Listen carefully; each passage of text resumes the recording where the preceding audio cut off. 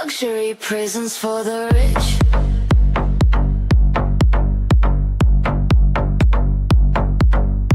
In America,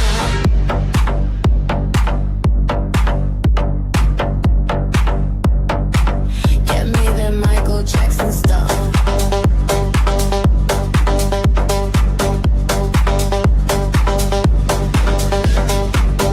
Can cops force you to do a lie detector test? How to permanently delete information from an iPhone remotely?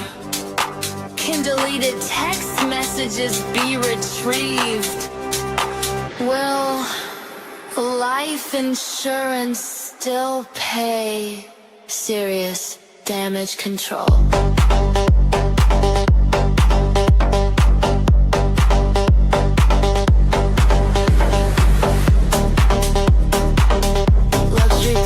For the rich in America.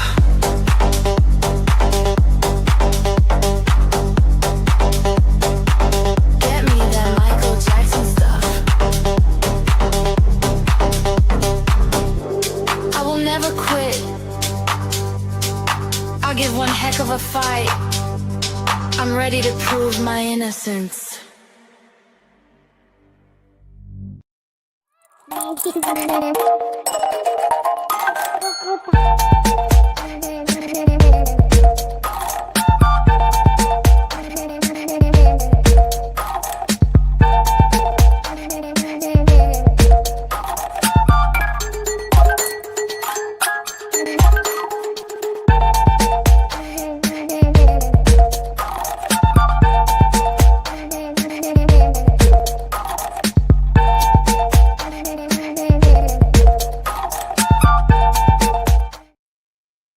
Everybody, how's it going?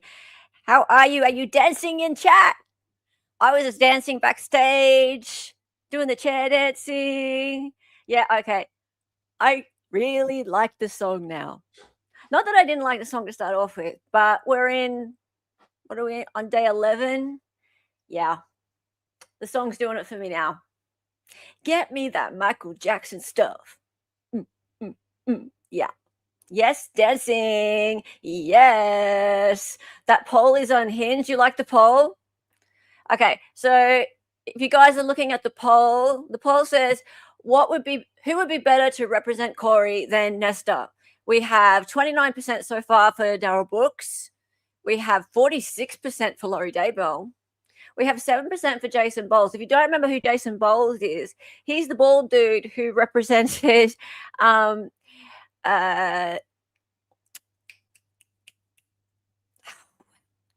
mine went blank and I need to bring Dali in. Dali, I'll forget it. I'll get rid of him then. Fine, I'll remove him from stage. Hannah Gutierrez Reed in New Mexico. And he was a really, really crap defense attorney. And he's really the only criminal defense attorney on the list. So to have him on the list, that's very insulting to him. Robert Tellis is actually a civil attorney, and he represented himself for a while in his own murder case. And then he got up on the stand and questioned himself, or did a soliloquy, because his own lawyers wouldn't question him, which is really bad. That was in Nevada, Lawrence State. Yeah. And I'll bring you back in, Dali. Hi. Hi. Did you go for the walkie? What happened? Oh, I did. I brought you on stage, but you weren't there. Awkward. Sorry, I've been behind all day. I don't want to know about your behind. I've been cleaning up cat puke since I got home from work. Okay, TMI. That's not my puke. Are your kitties okay? Yeah. Senior's just a pig. Senior's a pig. Oh, Yeah. but he's such a cute little piggy. Cute little piggy. Yeah, the Robert Tellers was an interesting trial. It was. And he had the bushiest eyebrows in the entire world. He did. Puts Koberger to shame. He does. He does. See, bushy eyebrows are a sign of guilt. They are. Okay, guys. How are we all? Ted Bundy? He'd be good to represent Kouri. Look, anyone right now. I am so mad at Catherine Esther right now. She fucked up so badly yesterday. So badly. Like, if I were Kouri Richins, I would be drafting my appeal for ineffective assistance of counsel in my head right now. I don't even think it is ineffective. I mean, it's awful. It's awful. Horrific. It's horrific. But it's not ineffective. Unfortunately, it probably doesn't reach the level of ineffective assistance of counsel because she keeps objecting. Yeah. And if you object to everything, then it's on the record. So she's making quite a good record, which means that it's very difficult to say that she's being ineffective. And ineffective assistance of counsel, that rarely gets up anyway on appeal. It's a high bar. Now, I will say calling the victim gay comes close.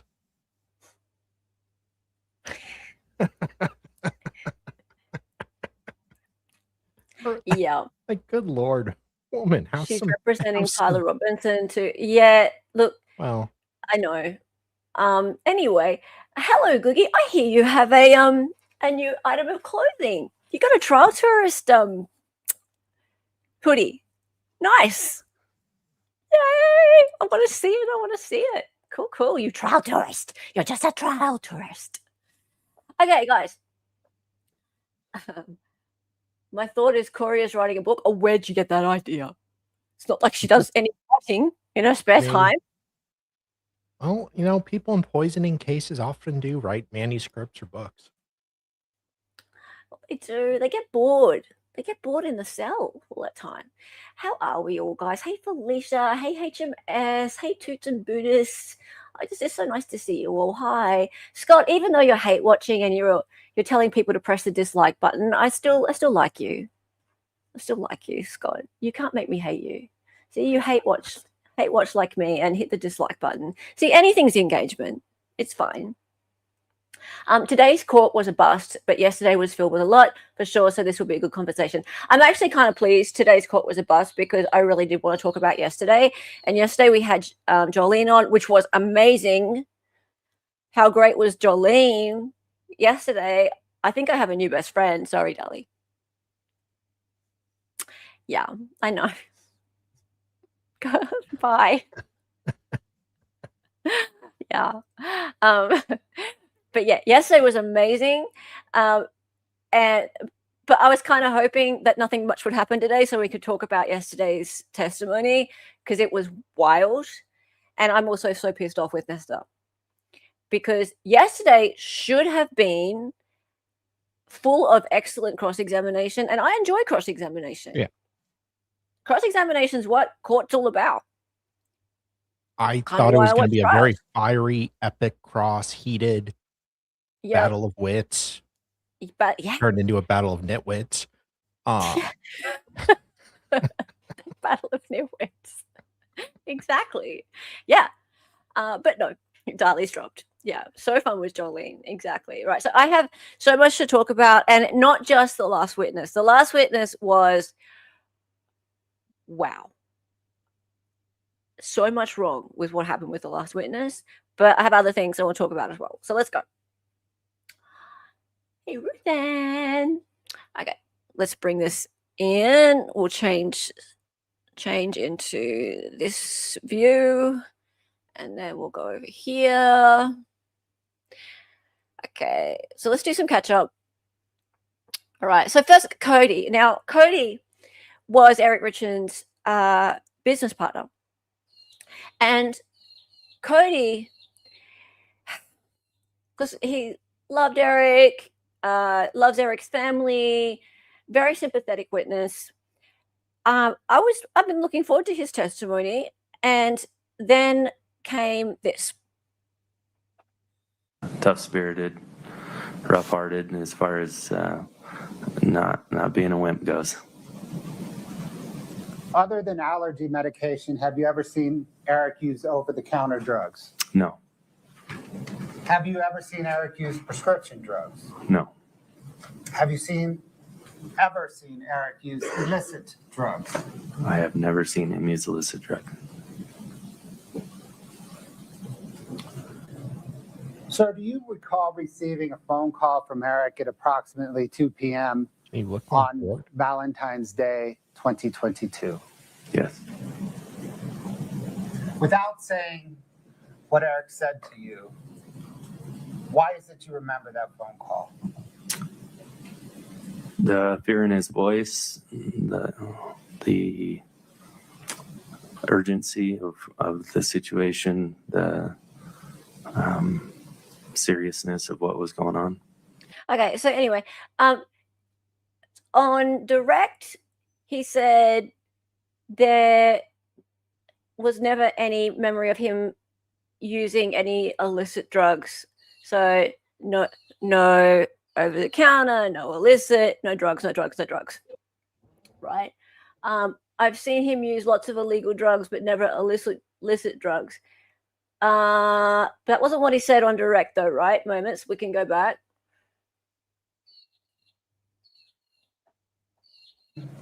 What Eric said to you.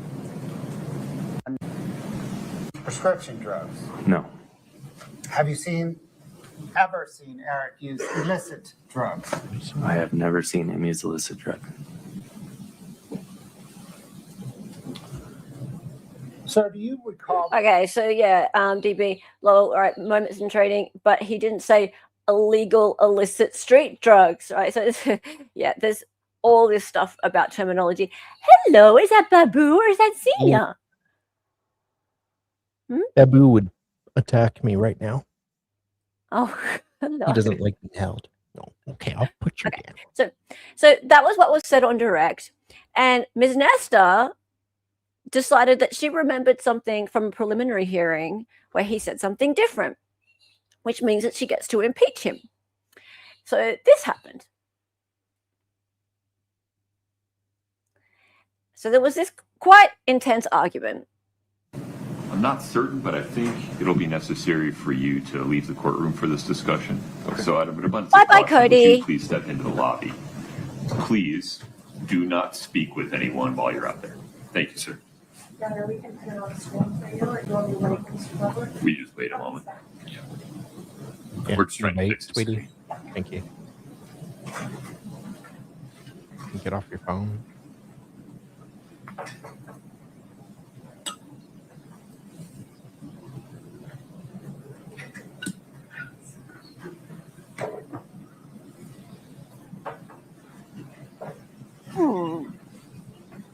What's going on? Oh, look. Corey's watching her play Minesweeper. Page 60 is there a page and line number you want me to go to? If you start at line 15 and go through the beginning of the next page.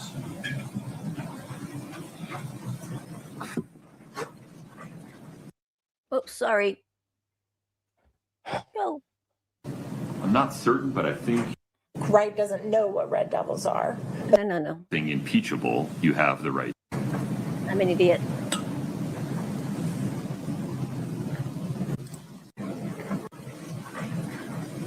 For purposes of the record. One moment. Can we go back to page 60? Do you have it up on your screen, Mr. Bloodworth? I do, Your Honor. Okay. So the part that we're seeking to examine the witness, and we submit that the state has opened the door by asking the question, Open the door. has anyone ever told you Eric used illicit drugs? And his answer was no. In this testimony at the preliminary, page 60 line, beginning at line 15, and were you aware that in high school Eric had an addiction to pain pills? Answer, I did know that he participated in pain pill taking for sure. Question, you did? Answer, yes. And do you know what his pill of choice was that he was addicted to back then? Answer, I believe in high school we called them red devils. Is that where you want to stop? Yes. Okay. Now, I'm not entirely sure that Mr. Wright is referring to illicit street drugs, quote unquote, there, but I also don't know the other way. Mr. Bloodworth, you'd be able to clarify that with him once it came in. I think I already ruled on a motion in limine that this issue would be admissible. Motion in limine! No, Your Honor, it was the opposite. Well, that's, In the motion in limine, Bring And- up a motion in limine that this issue Look. would be admissible, correct? That's motion No. in lemonade. Go back. Sorry, guys. If you're new here, we call them motions in lemonade. Be able to clarify that with him once it came in. Look. I think I already ruled on a motion in limine Motion in that limine. this issue would be admissible, correct? no, Your Honor, it was the opposite.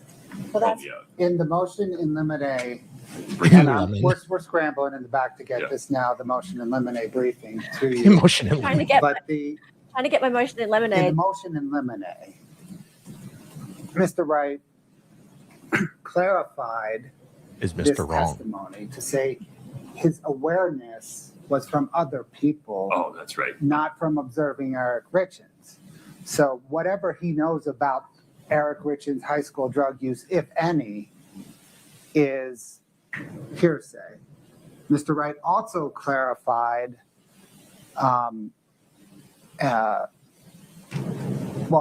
it wasn't Mr. Wright that was clarified. Also, the state produced evidence that Red Devils, circa whatever it was, 2020-ish, 2020? They're cupcakes. was a reference to an over-the-counter. How could it be 2020 if he was in high school? Doesn't make any sense. And also, I'm curious as to how this is hearsay. If Mr. Wright said it himself, he said, yes, it was. The wording was. It depends where he gets his knowledge from. If he saw Eric taking the Red Devils or whatever they're called himself, that'd be one thing. I But, see. like if somebody, his high school sweetheart, told him he takes Red Devils because she observed that, then that would be hearsay. I see. So he didn't observe it, but he said, I believe he was taking pain pills in high school for sure, because he said, I believe he was for sure, or something along the lines. He ended with for sure. But because he didn't observe it himself, that makes it hearsay. Yeah. Okay. It's just because he didn't refer to an actual person telling him that. So for me, it was just like, where's the hearsay? They may have to go into it a little more in depth, but It might be need some more foundation for that. sounds yeah. like Yeah. cough suppressant that kids were taking in high school. So I think the Saw nothing, yeah. the defense is saw nothing. saying that the court, Yeah. that the state opened the door is unfounded. may I respond, Your Honor? One moment, I've got to read my ruling. Yes, sir. Yes, sir. Read the judges in memory like I do. When she's trying to appear respectful, she goes, "Yes, sir." Hold on, let me read what I did last week. I think, like, to be fair, the motions in Lemonade happened maybe 6 months ago, Okay. but yeah, Bloodworth was misstating what happened in the motions in Lemonade, because when he reads it back, he didn't make a ruling about this at all. He Punted left for it. trial. Yeah, he left it to rule it on the fly. Yeah. So the ruling was that I deferred ruling on the motion in limine until after the parties have an opportunity to voir dire or witness Kouri Wright or provide other evidence outside the presence of the jury to determine whether there is any non-hearsay route Was to it the that admissibility of the recently? proposed evidence. Thank you, Your Honor. So here's what just happened. Mr. Bloodworth asked the question, has anyone ever told you that Eric used illicit drugs? Illicit street drugs. I objected to hearsay. The court ruled that I had opened the door and allowed him to elicit that hearsay evidence. Yeah, in Once fairness, you're skipping the first step. You opened the door and crossed I this just said topic. I just said that. Right, that but you, I want to be clear. okay, It's not just an allegation that you did. You did. okay, Then Mr. Bloodworth went into it. okay, absolutely. I was trying to convey that. I'm sorry if I didn't do it correctly. I was not trying to skip any step. You ruled that I had opened the door. You allowed him to elicit what would typically be hearsay evidence because I had opened the door. Now it's in.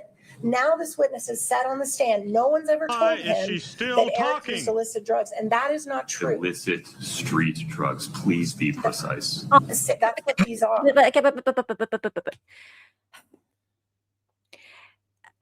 Isn't that like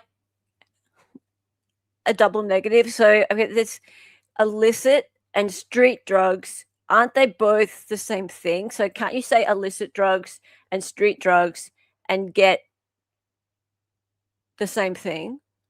Why do you have to say both? Can you say street drugs and illicit drugs and both they're both the same thing? Why do you have to include both in the same sentence? That's weird to me. So the state asked Cody, did you know of Eric using illicit drugs? And he said no. But did the state have to ask, did he use illicit street drugs? Did he have to did the state need to ask, did the state need to use the word street in order for this to be impeachable? I don't think so. So I think Judge is wrong. I think he's getting too much into the weeds, but I'm not a lawyer. Oh, I like that facial expression. Yeah, I don't like the way she's talking over him and stuff, though. I think there could be better ways for her to argue this.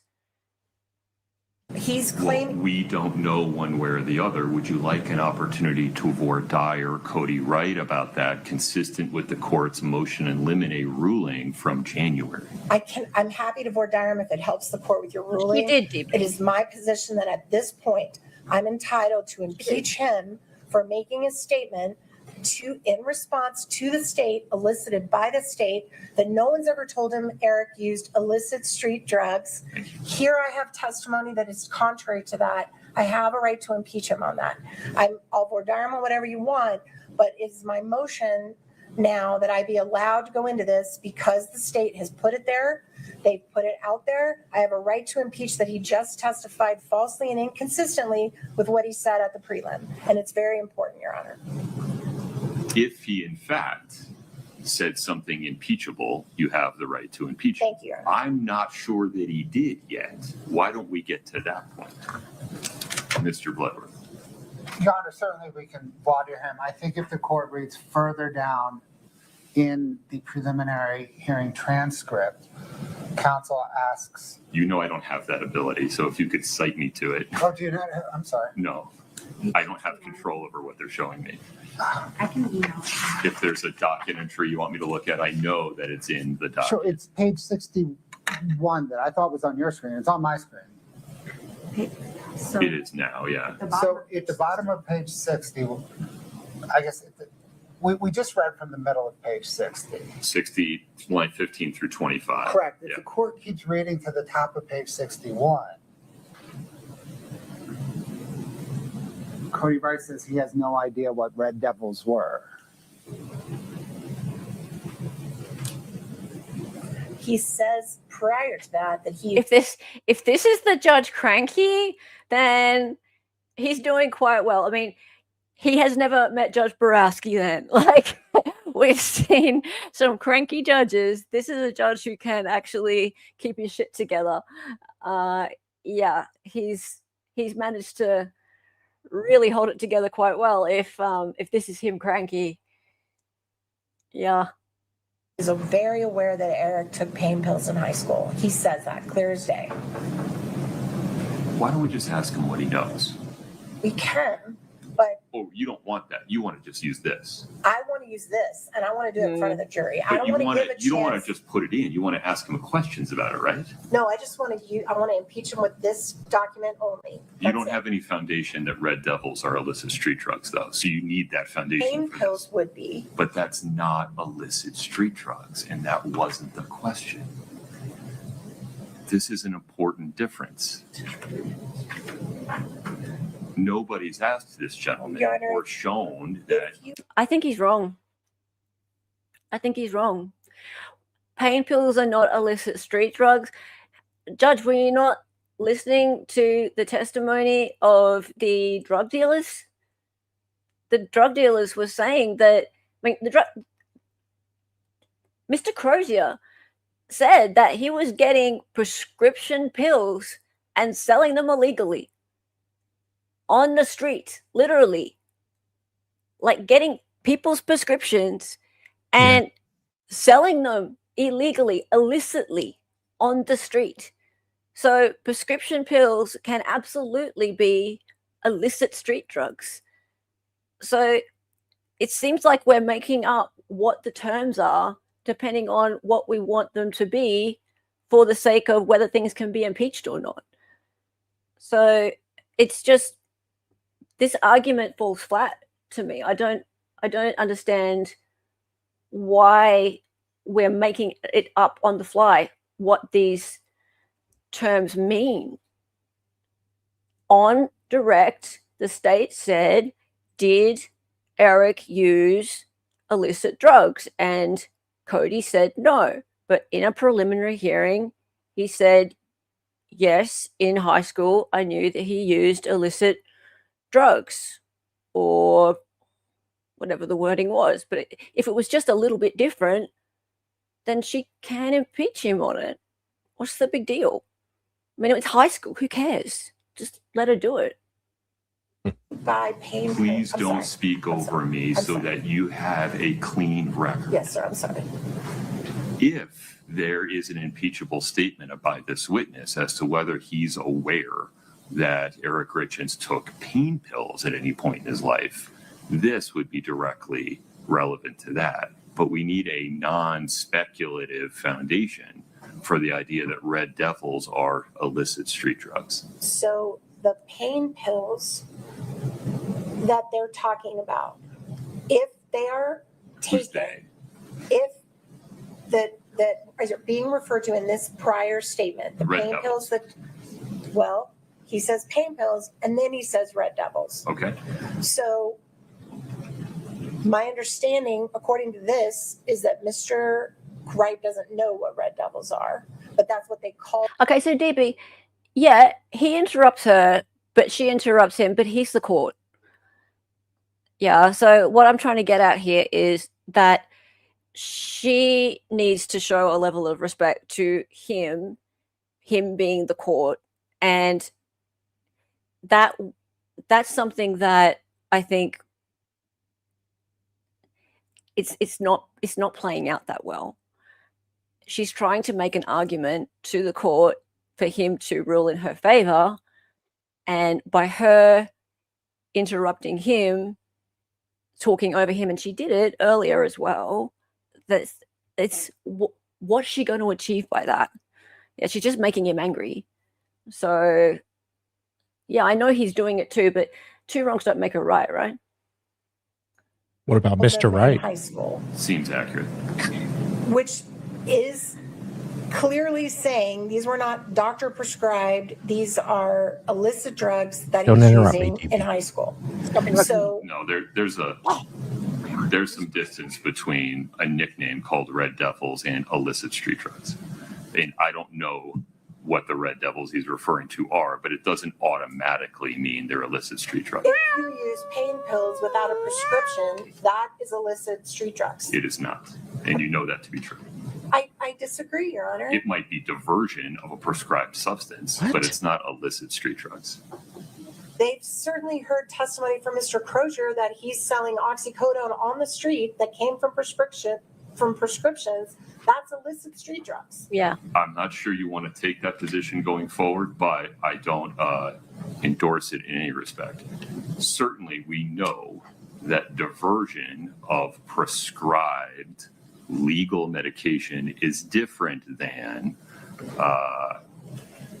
purchasing on the street prescription medication is different that than was arrogant. purchasing non-FDA approved substances on the street. There is a range of conduct here, and the question asked by Mr. Bloodworth was specific. Can we read back? Can we get it read back, what he asked? Do we have the transcript of the exact statement that Mr. Bloodworth just asked him? State courts do not create transcripts. I think we have someone doing it live right now. When you say we, who are you referring to? Ms. Payer, She's Who's not Miss a court Pear? employee. I don't know what you're referring to. Is that Miss Apple? if you can give me 5 minutes, I can email her and get the exact statement. Sure. What? You don't have somebody there to go read the Let me transcript use the back? restroom. We'll take a. He doesn't. Wait, really? There's no one taking a transcript right now. Yeah, I don't mean to insult Utah, but what the fuck? That's not normal.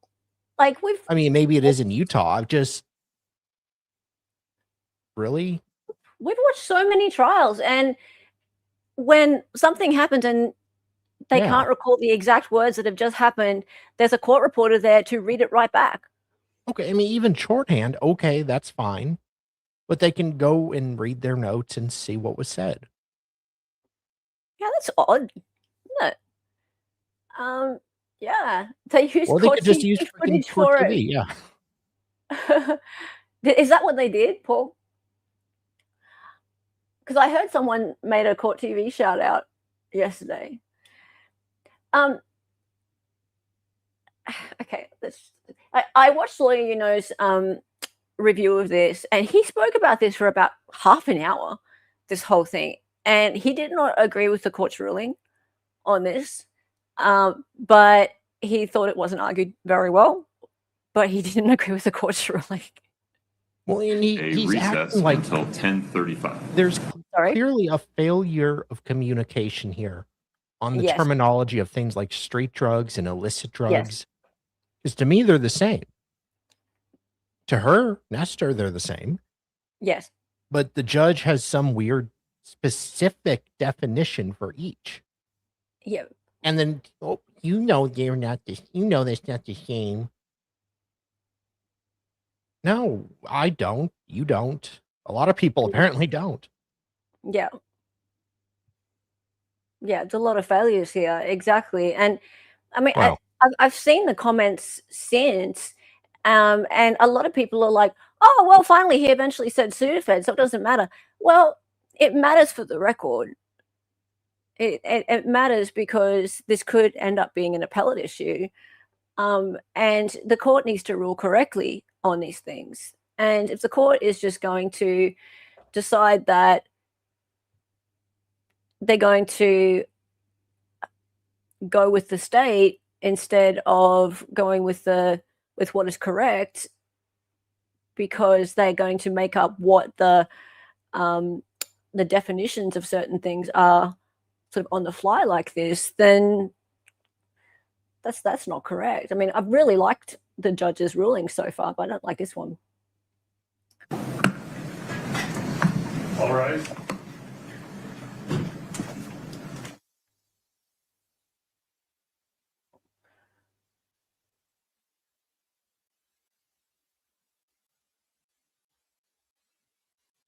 But actually, I might be able to. I'll just keep going with this. Let's see what happens, shall we? At the preliminary hearing, There we go. we asked you some questions about whether you were aware that Eric used pain pills in high school. Do you remember that? Yes. And are you aware of that?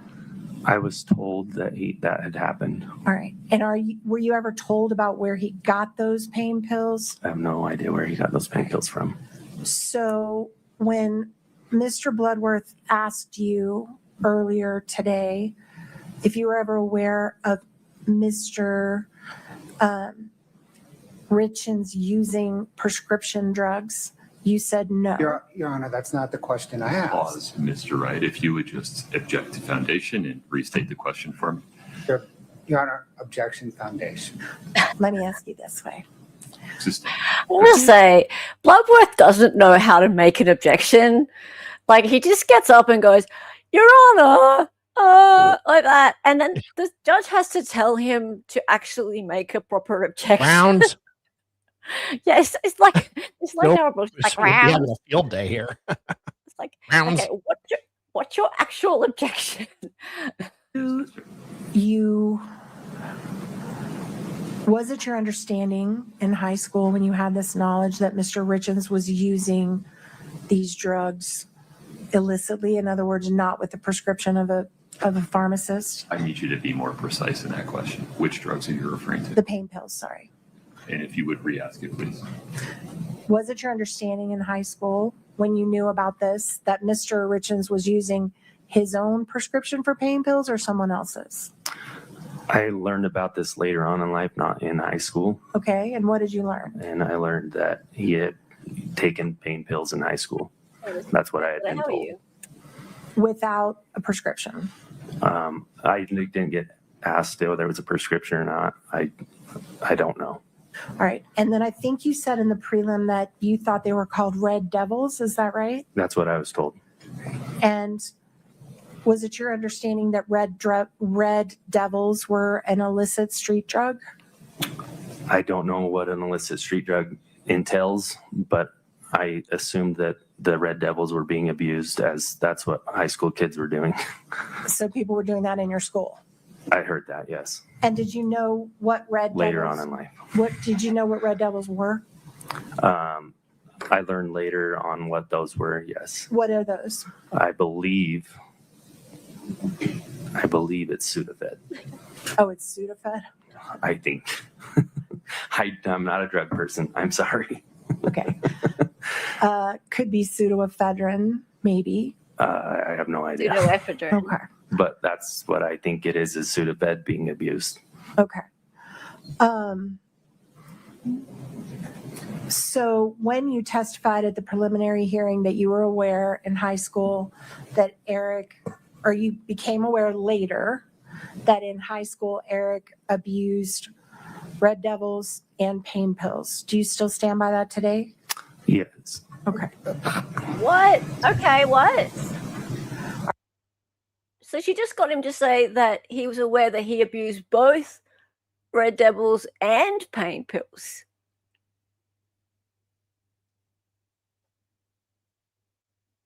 Okay.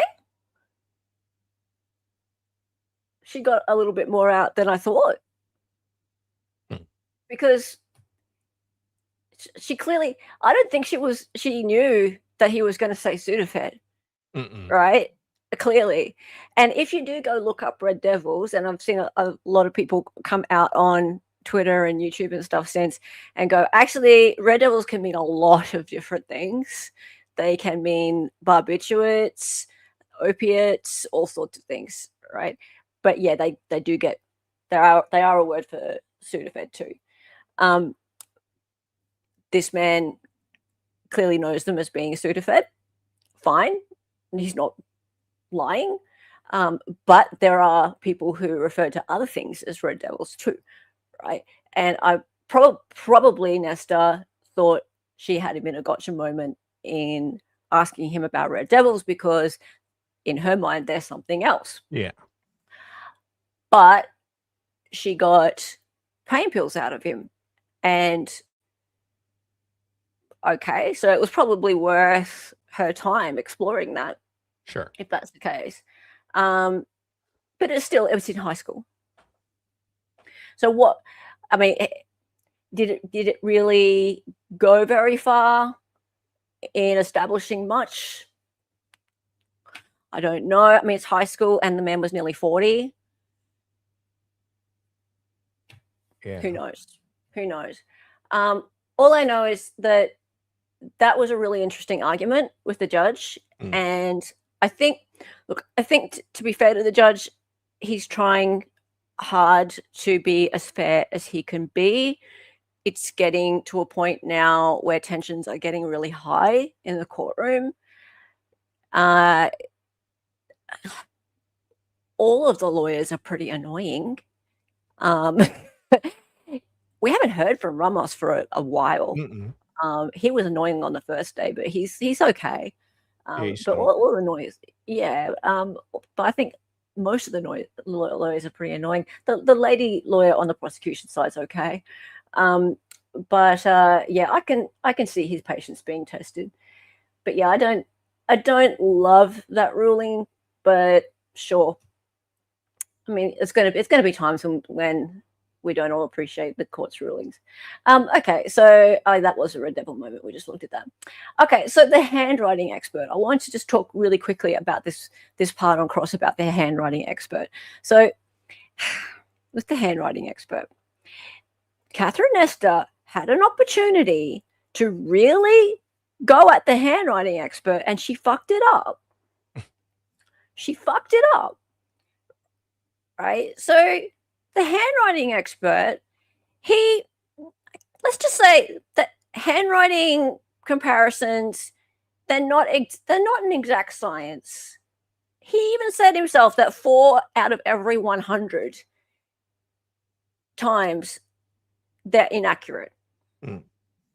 That's not a very good rating, right? It's not like DNA where you get like 1 in every 800 million is the ratio or the chance that it could be wrong. Yeah, so 4 in every 100 times it's a mistake. And so what does she do? She goes and tries to sully his reputation with a internal affairs investigation, which ends up being a nothing burger. It's just like, dude, what are you doing? But you didn't use that. You didn't reach that conclusion in this case, right? Correct. So let's go to the next one. The next level of certainty is probably did not. Correct. Probably did not. And that is what you decided in this case, right? That's correct. Eric probably did not sign that true stage, right? Correct. And can you read to me, or it's not in, but is it fair to say that probably did not means it's not quite up to virtually certain, right? Isn't that fair? Correct. Okay. And that is what you have reported with your training and your opinions, your expert opinions, that Eric probably did not sign that true stage document. There was no evidence he signed it. And you cannot say that Kouri did sign it, right? That's correct. Okay. Now, by saying that, you have no personal knowledge whether Kouri Richins was given permission by Eric to sign his name. Okay, this argument. Sorry, I jumped ahead, but this argument. And she referred to this argument in opening. I can't decide whether this is a good argument or not. I think it's a shitty argument, but you guys in chat tell me what you think. She's referred to whether or not the husband gives permission to the wife to sign something for him. So is she trying to say that, sure, Kouri signed it, so therefore it's fine? Or is she trying to say that Kouri didn't sign it and your science is fucked up? Should she just choose a lane and go, Kouri signed it? I mean, and so what's the point of even bringing this in? Her job is sowing doubt. So I don't think she necessarily has to stick with one argument.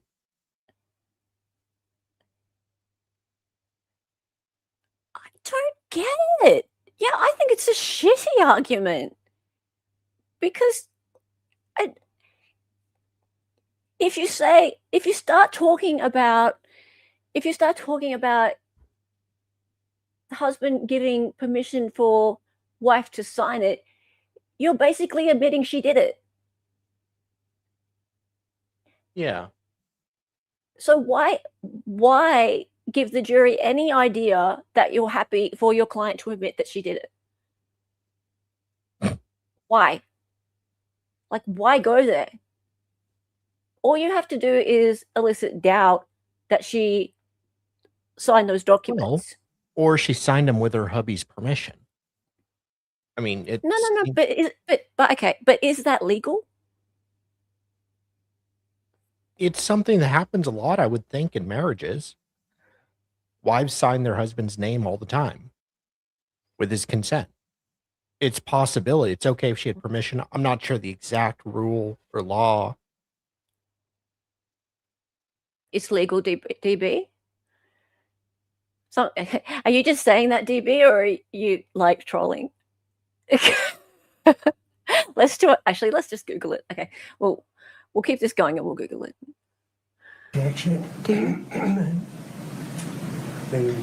Sure. Is it legal to sign your husband's name on a document with his consent in Utah? So just to repeat the question, you have no knowledge and you weren't given any information to suggest one way or another whether Kouri had permission to sign her husband's name to that. Correct. So you don't know that. I was not asked that, and that was not part of the examination. And I see you're a married man Yes. on your wedding ring. Oh, And does your wife ever sign your name on anything? Objection. objection! I think we're a little bit beyond the scope of this gentleman's expert testimony. Go ahead with Okay. your next question. Sustained. I mean, that is a good question to ask. And is it my understanding from your resume? that Okay, you- well, it's a good thing he didn't answer and say that she does, because power of attorney is required to sign on someone else's behalf. You must have written, notarized power of attorney that specifically authorizes you to act. Signing a name without proper authorization, even with consent, may be treated as forgery under Utah Code 766401. Does that apply to spouses? Signing your husband's name on a document with his verbal consent is generally not legally valid in Utah and could be considered forgery under state law. So it sounds a bit iffy to me. Yeah, but that's Australian Google, so. Oh, it's Australian Google. That's- It's true. I mean, okay, so yeah, it might not be legally binding. But I would imagine it happens a lot in marriages. I'm sure it happens a lot in marriages, but like, do fentanyl deaths happen a lot in marriages? No, but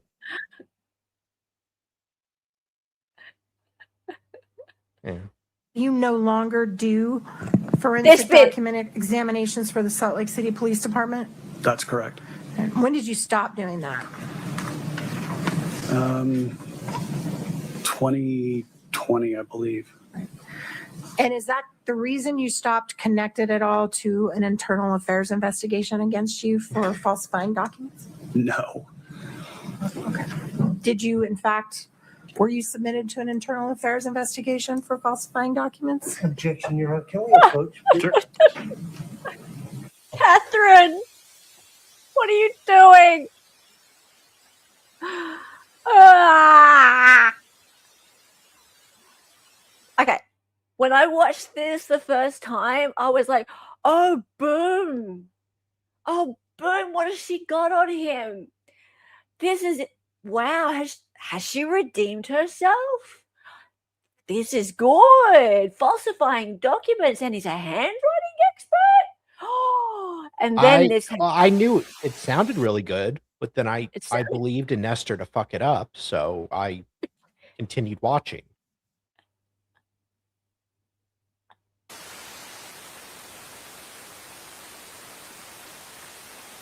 Yeah. And look at And this Kouri. isn't- She's like, This is hang on. Pause, yeah. Kouri's like, isn't I hate the defense, Corey's awful, her lawyers suck, boo, boo, boo. No, this is just them doing a really bad job. And it's just frustrating to watch because there is stuff to work with here. They really don't have a smoking gun. There is doubt, and the only evidence that ties her to it, there's a lot of conflicting testimony. there's plenty. So, I mean, apart from Corey's kind of self-inflicted Yeah. damage, Yeah. Hers. there's a Yeah. lot they can do, and they're just stepping over themselves. Fucking it up all over the place. Yesterday was an absolute fucking travesty. And when I get to the PI, play the rest. Yeah, hang on. Wait till you see what happens next. Just wait till you see what happens next.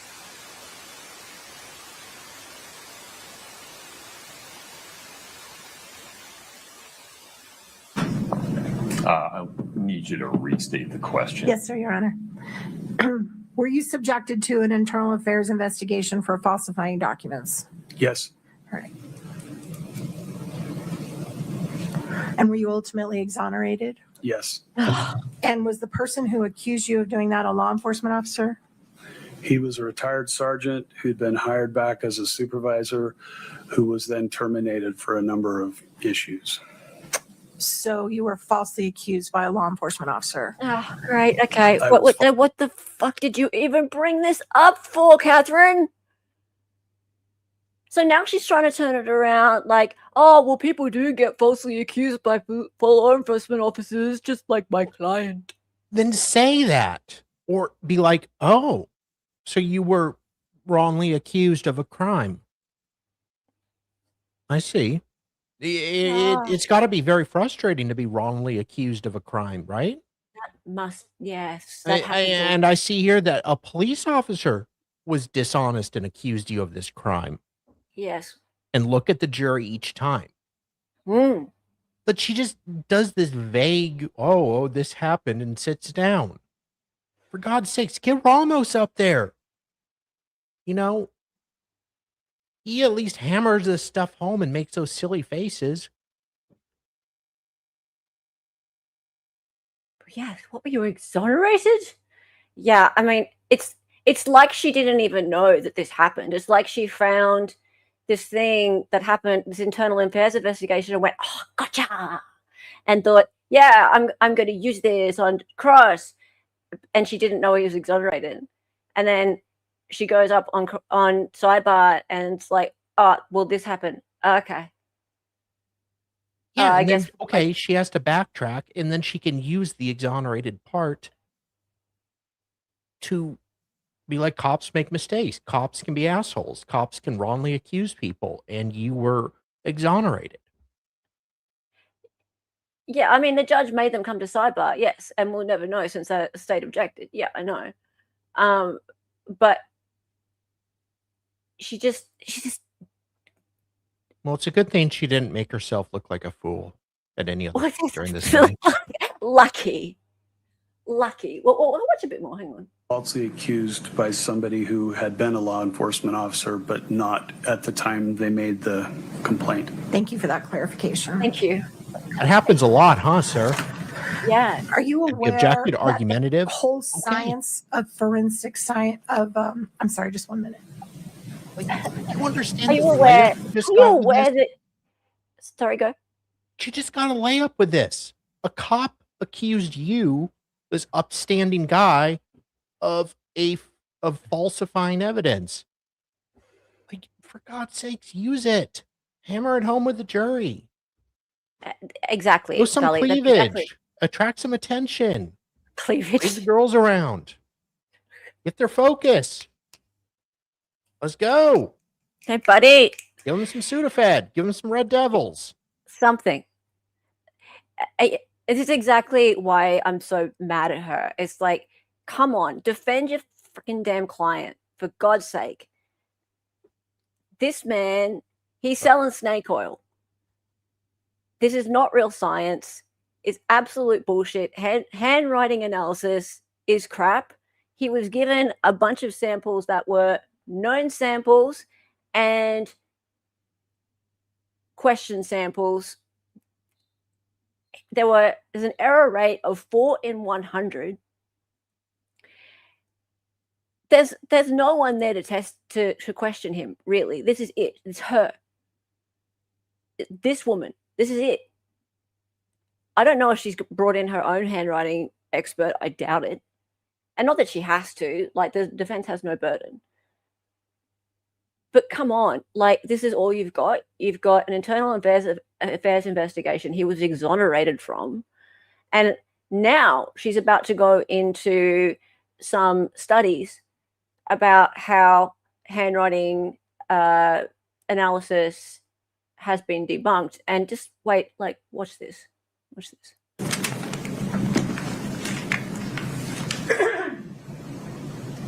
Are you aware that the whole science of forensic document examination has come under fire in the last few years for accuracy and reliability? Objection. It misstates the source. And I noticed you grabbed her memo. Objection. Can the amicus queen not misstate things? Are you objecting on the basis of foundation? Yes. Would you lay some foundation, Ms. Nestor? Certainly, Your Honor. Are you familiar with the national? I'm sorry, I need to get a little bit of water. Oh my God. Sorry. Did she have some fentanyl? Are you familiar with the National Resource Council report titled Strengthening Forensic Science in the United States, A Path Forward? I've read it at some point. Oh my God. And are you aware in that report that they concluded the scientific basis for handwriting comparison needs to be strengthened? Yes. Are you aware that they found there's only been limited research to quantify the reliability and replicability of the practices used by trained document examiners? I read that in there. Are you also aware of something called the President's Council of Advisors on Science and Technology report, the PCAST report? She needs a Sudafed. I'm familiar with it. I probably read it a long time ago. Do you remember that they expressed concerns regarding the validity and reliability of conclusions made by forensic examiners and called for more empirical testing in the area? Vaguely.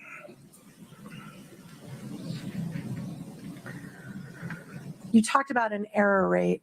Is that right? Yes. And remind me, what is the error rate of non-certified forensic document examiners?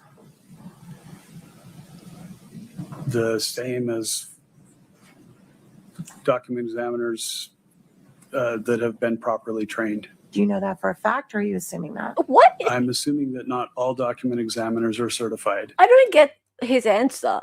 So there's the same error rate for examiners that are trained as ones who are not trained. So I'm not trained as a handwriting examiner. So are you saying that I could examine handwriting and I'd have the same error rate as him? 4 in 100? So basically I could go to court and be a handwriting examiner. Like, I don't need to be trained. Is that what he just said? Go back. Yeah, you can be a handy expert. I could be a handy expert. Yeah. What is the error rate of non-certified forensic document examiners? The same as document examiners that have been properly trained. Do you know that for a fact, or are you assuming that? I'm assuming that not all document examiners are certified. Fair. And that the error rate, if they've been properly trained, apprenticed with the 4,000 hours that are required, that their error rate should be the same. Which is what? Is less than 4%. So 4 out of every 100 times they're wrong? Less than 4%. 4% of the time they may make an error in their judgment. Are you aware that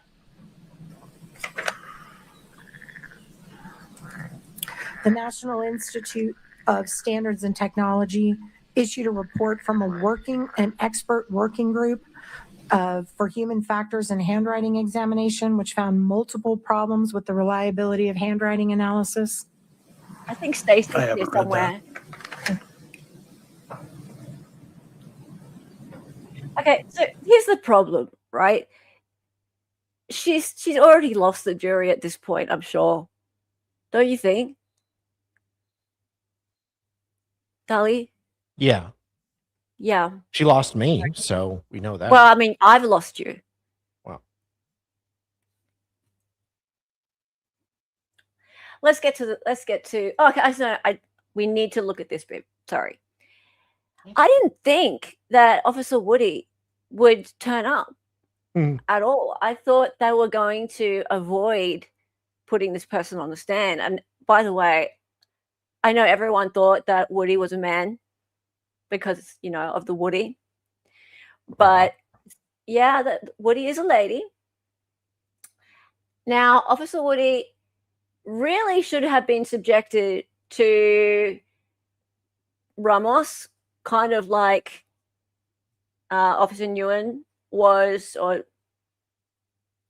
Officer Nguyen on the first day was subjected to Ramos. So this. I did not. You did not. I did not. You did not.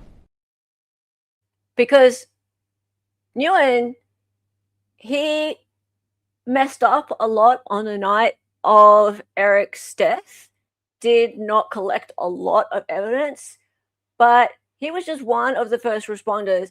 This lady here was more senior and ended up following the case through for longer and also missed a ton of stuff. But Catherine Nestor cross-examined this lady and did a horrible job, as she did a horrible job of everything yesterday. Ma'am, when you arrived at the house, Amy Richins met you in the driveway. Yes. Did This what part she is interesting. told you suggest that Kouri Richins may have been involved in Eric's death? Okay, so this is the state questioning her, and she says that he said that Amy Richins met you in the driveway and said to you that Kouri Richins may have been involved in some way. Say what?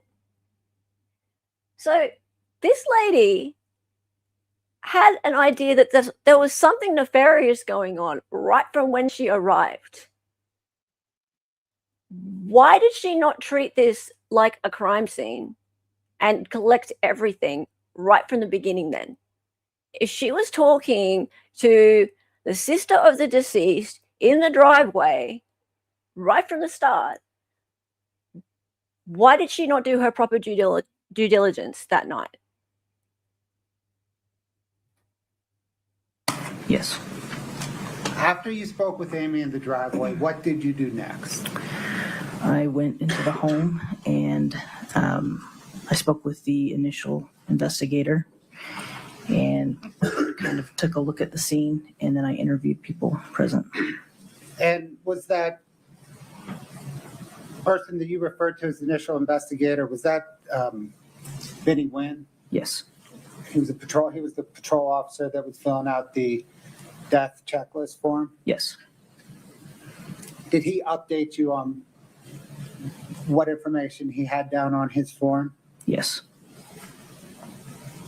Did you also speak with Officer or Deputy David Pimentel?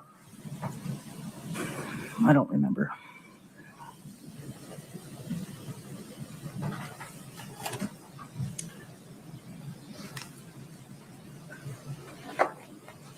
God Bloodworth is just so boring. Anyway, moving on. So, oops, actually, no, I can go back. No, actually, let's just get straight to it. Dali, come back. It's the moment. It's the moment.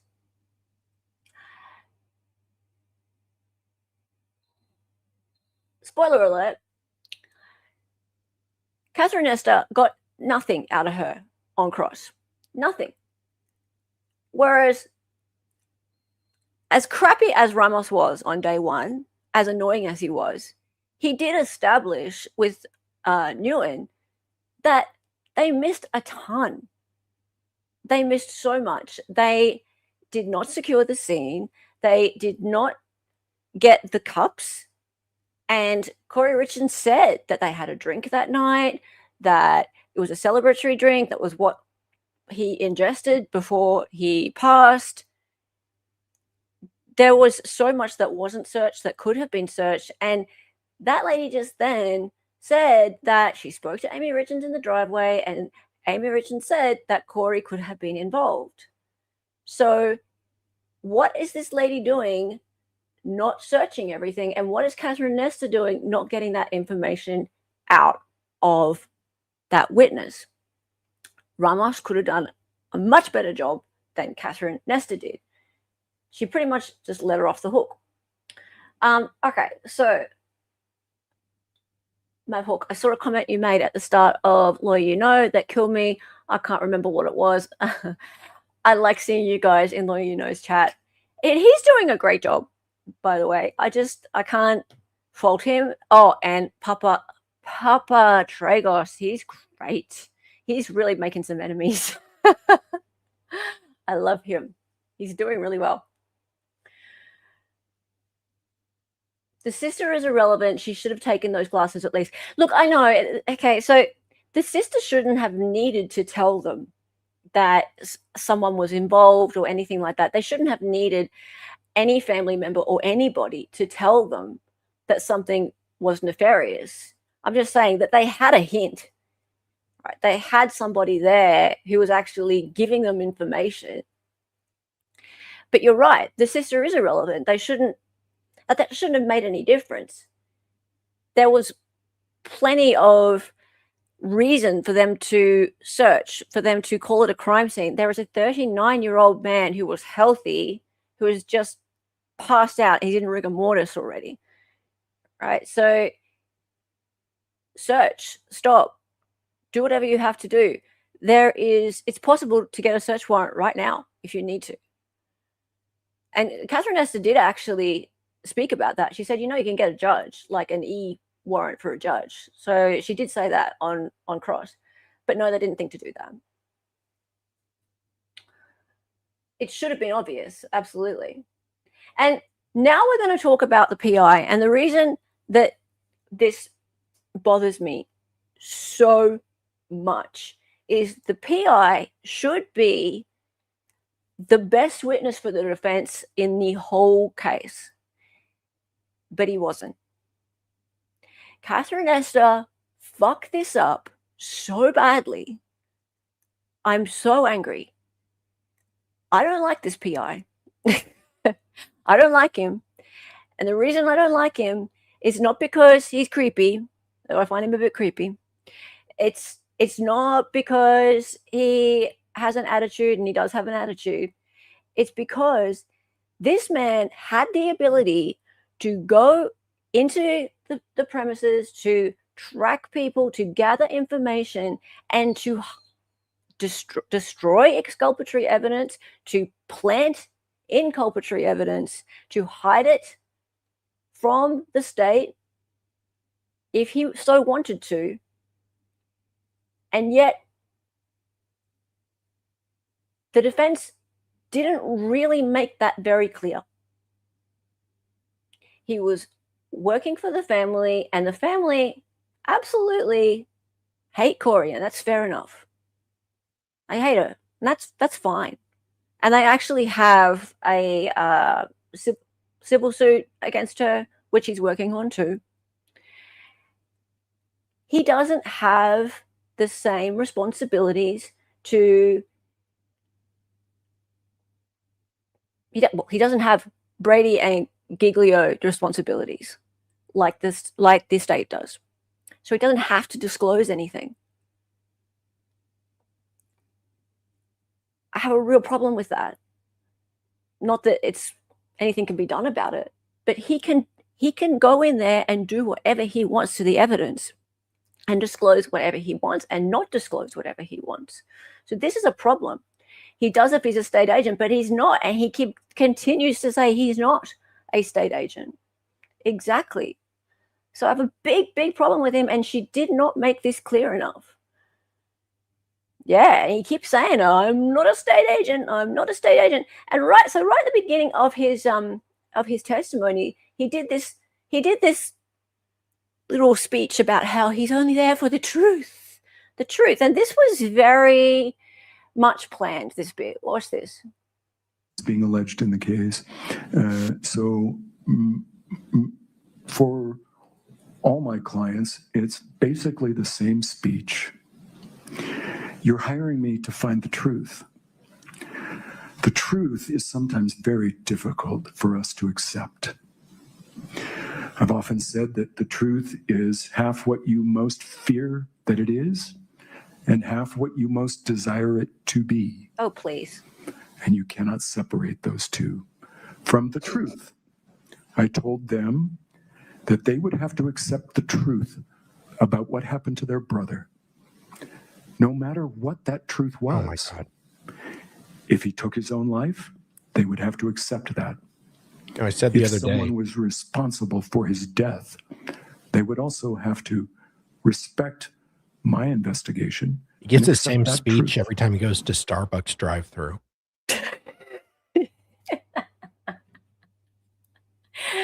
You will have to accept my order.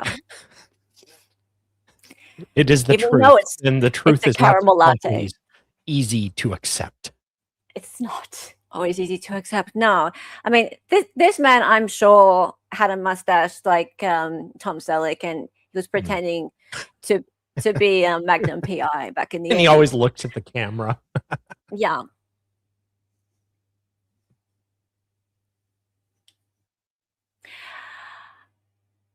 Yeah. So, I mean, he was placing tracking devices on any vehicle that he wanted. And he explained right at the end why that was absolutely fine, but he had to talk the cops into letting him do so. Over under on more than 5 ex-wives.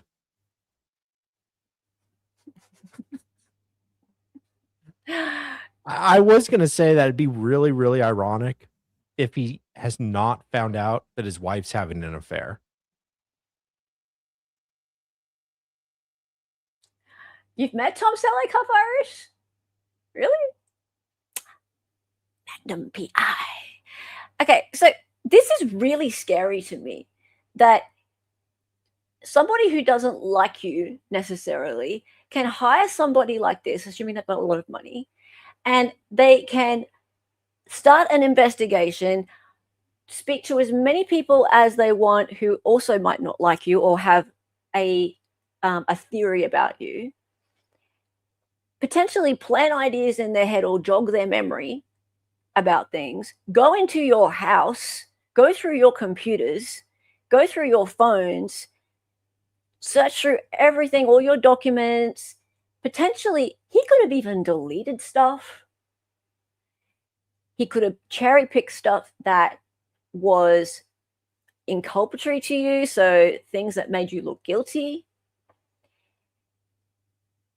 He could have hidden things that made you look innocent, so exculpatory. He could have chosen what to hand over to the Richins, or he could have, I mean, I'm not going to place any blame on the Richins here, but they could have decided, hey, this is stuff that should be handed over to the state. Oh, we might not hand this stuff over. Right? But I think it's more him. Yeah. I think it's more him. Yeah? Because he wants to make them happy. Yeah. He wants to do his job. Wants that 5-star Yelp review. Yeah. He works for himself. He is not a state actor. He has said it that they are his clients. Yeah. So here we have this person who has no responsibility to protect anyone else's rights. He does not have to disclose everything at all. And he has had free reign to say whatever he wants and to do whatever he likes with the evidence. And I think this casts a huge amount of doubt on the case. His influence. He looks like John Locke from Lost. I was thinking Maestro Lewin from Game of Thrones. Okay, so he says full disclosure. Well, watch this. Did you conduct your investigation entirely independent of the sheriff's office? Yes. Did you provide information from your investigation to the sheriff's office? Yes, on many occasions. And before providing it, did you receive approval from your client? Yes, that is part of the standard operating procedure. It would be a crime for me to, under the Utah Private Investigators Regulation Act, to have any file materials go to anyone else but my client without my client's permission. So the standard course would be that I would discuss my findings with my client, and we would discuss handing that over to the sheriff's office in every case. Okay, so his obligation is to his client, not to the state, to his client. And he and his client decide what they hand over to investigators or to the police. Information that we thought important to the investigation was information that we thought important to the investigation. So here's the difference, right? When the state gets information, they have what's called a Brady obligation. And the Brady obligation means that they must disclose evidence to the defense. They must. Otherwise, there is a discovery violation and there can be a mistrial, just like there was a motion for mistrial the other day. Yeah. So what he's saying is that he and his client decide what is relevant to the investigation and what to hand over. The state can't decide what they think is relevant material. They have to hand it over, and it's up to the defense whether they use it or not. over, and there was no event, no occasion upon which we decided not to turn over something to the sheriff's office. That's what he's saying. There was no event when we decided not to turn it over. Well, why should we believe you, sir? Full disclosure. That was the rule. Sir, was that flow of information one way from you to the sheriff's office? Oh, yes, very much so. I initially tried to get the 911 audio call that the defendant in this case had made, and the sheriff's office denied my request under the Grandma law. I appealed to the county administrator for Summit County. She also denied my request. It's common for police agencies to be one-way streets. So it was not uncommon for your request for information to be denied? Correct. Right, My Amanda? Investigation proceeded. All right, Amanda. Imagine this guy parked outside your house. Naked.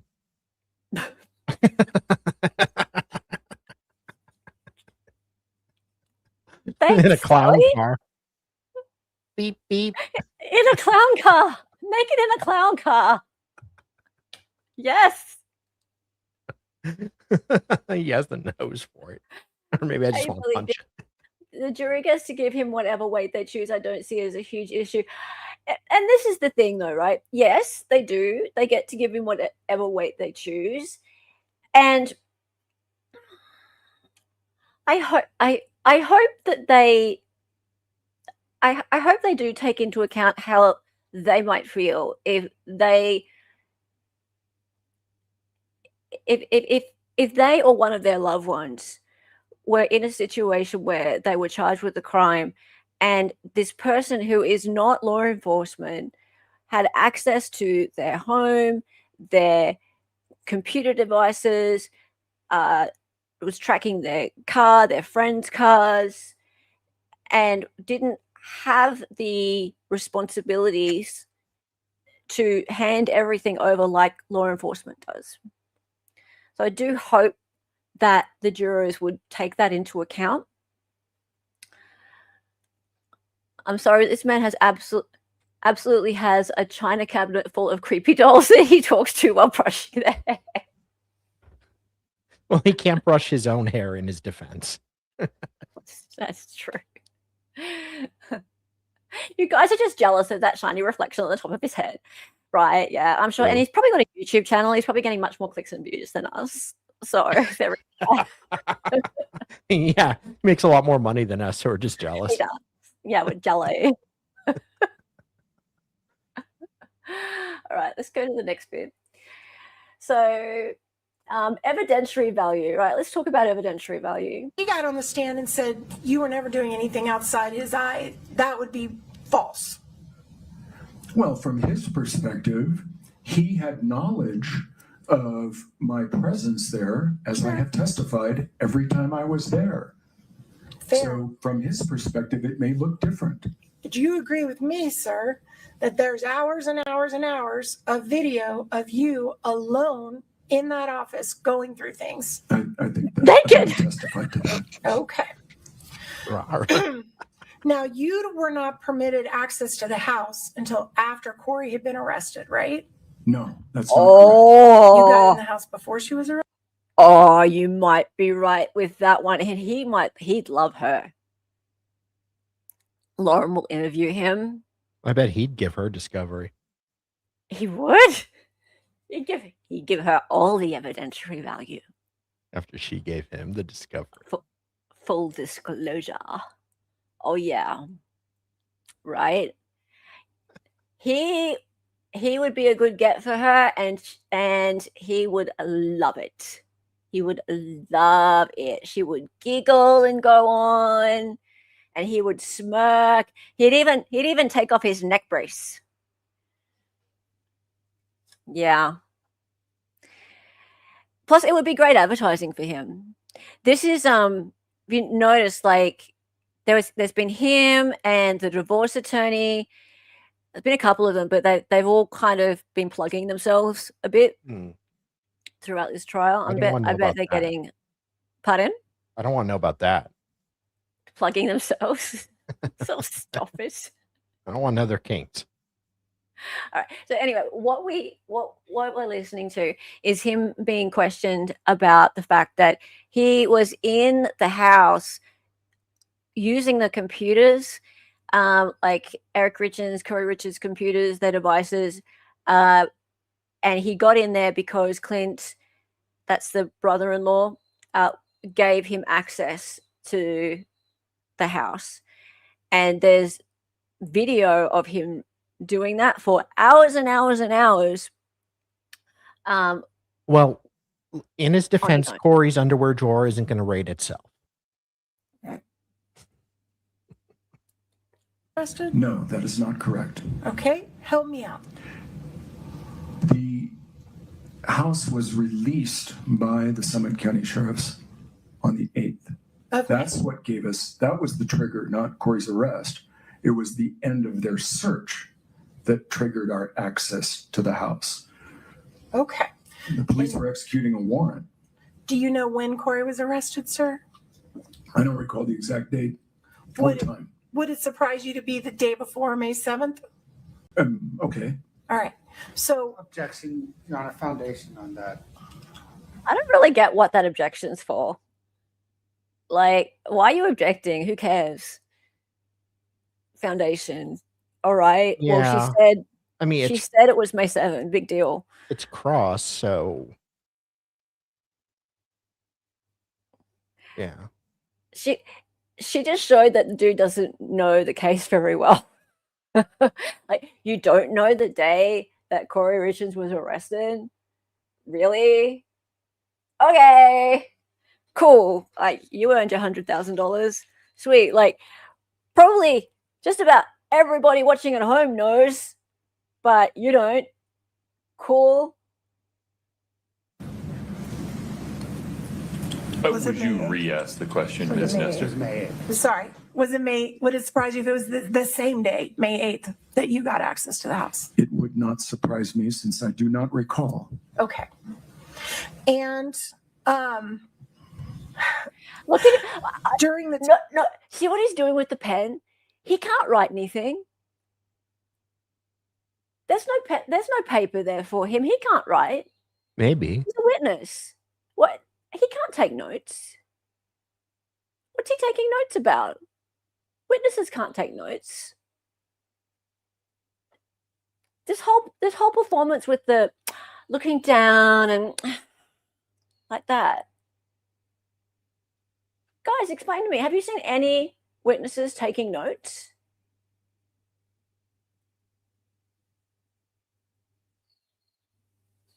Why not? Can a witness not take notes? I haven't seen any taking notes. I think they can. I find that this is strange to me. I haven't seen any take notes or been allowed to have a notepad and pen. Maybe in like congressional hearings. What's the harm? It's not so much what's the harm. It's that I haven't seen any bring something up with a pen, like a pen and paper, have something with them to do something with like that, unless it's they're given an exhibit to look at. So I just find this whole him looking down and like that very odd behavior. Where did this come from?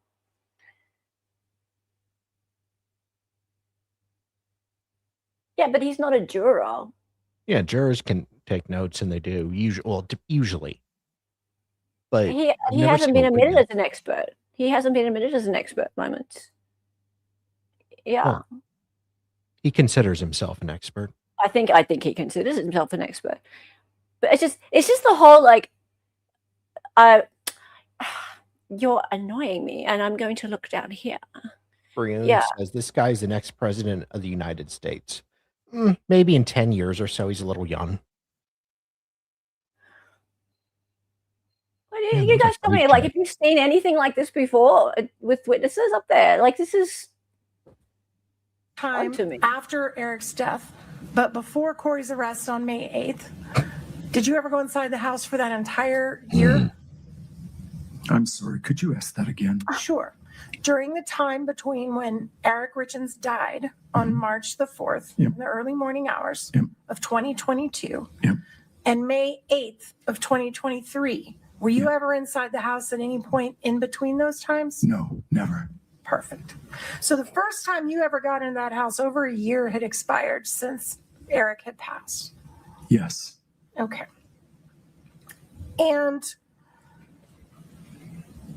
you mentioned the police had executed a search that day before they released it to you, right? Yes.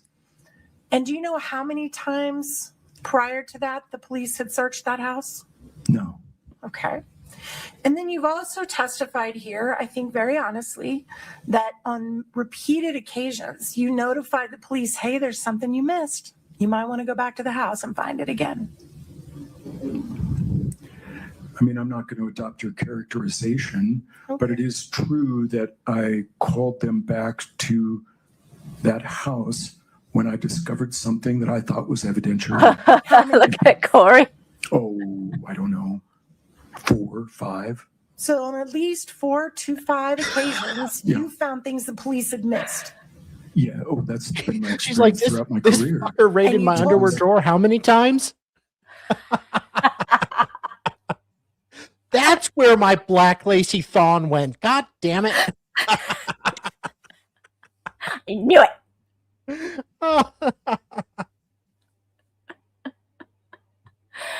Look at her. Hey, I'm going to screenshot that.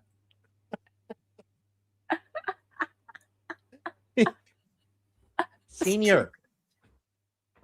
This guy is the father of the underpants gnomes. Right.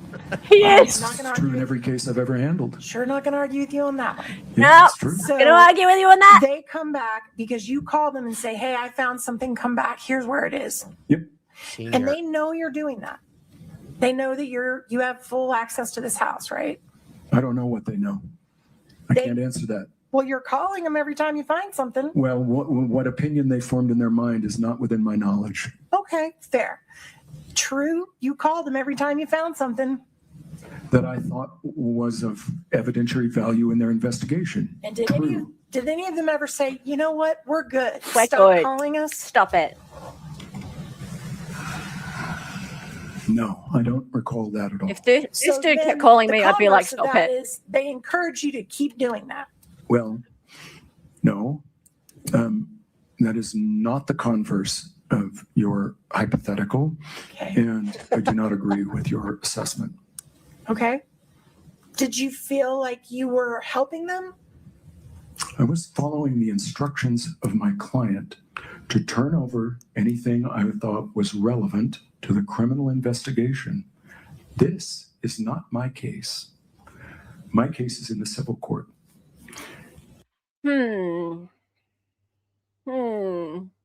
To turn over anything I thought was relevant. See, this is where I have a big, big problem. Because why does he get to decide what's relevant? Because the state doesn't have that luxury. The state doesn't get to decide what's relevant. They have to hand over everything to the defense. Everything. He gets to sit there and go through the computers, go through the underwear closet. drawers, the For some reason, closet, the police got really annoyed at him because he kept bringing them shoes. shoes. And it was a little creepy after a while. Pretty sure there was nose prints in them. I don't know what that was about. Nose prints. He was getting around with a body cam and a headlamp. No shit. He's a spelunker. Like this dude, a body cam and a headlamp. It was like a body cam attached to him and a freaking headlamp. What a freaking loony. Yeah, imagine this dude going around your house doing this shit. Imagine seeing him on the street.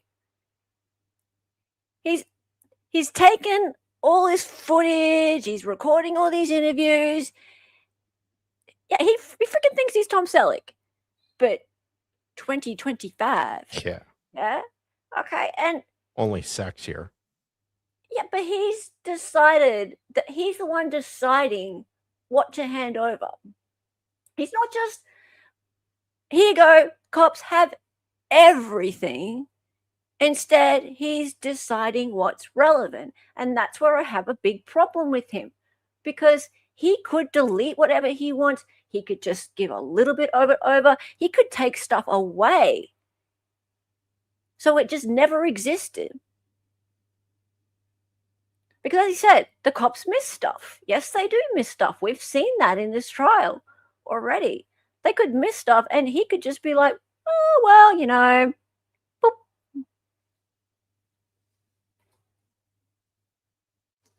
Anything that we thought was of value to the criminal case, we turned it over. And We the police thought were it was happy with valuable. that. I don't know if they were happy or sad or distraught. I have no Aroused. idea as to their emotional condition. They sure never told you to stop. The police never directed me to do anything, and if they had told me to stop, I would have ignored them. Okay. So you could go in without a warrant, find What? You'd ignore them? When If they someone told you tells to me to stop. stop, no does not mean no with me, ma'am.